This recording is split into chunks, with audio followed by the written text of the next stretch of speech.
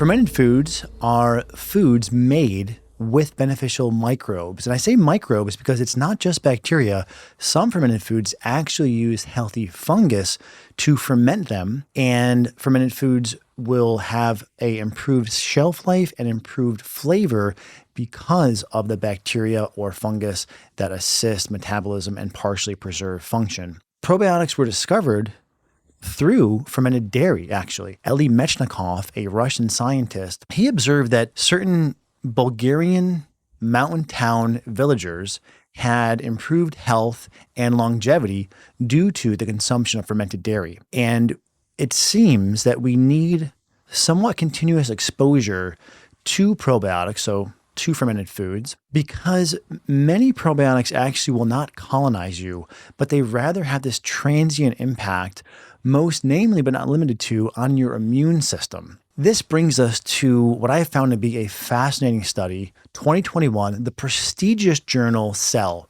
It was a small study, 36 subjects, but they compared either a high fiber diet to consumption of 6 servings of fermented foods per day. And as I mentioned a moment ago, they found it was more effective to consume fermented foods, and that the fermented foods were better at improving the gut microbiota diversity and in decreasing inflammation than was a high fiber diet.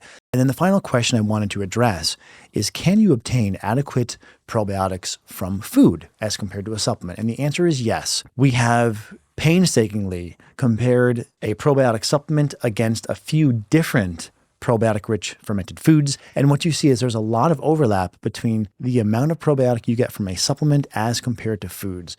So if your preference is foods, I think we can safely conclude you can obtain ample probiotics from your foods, from fermented foods. And then finally, how much, how often, how to use, how to consume.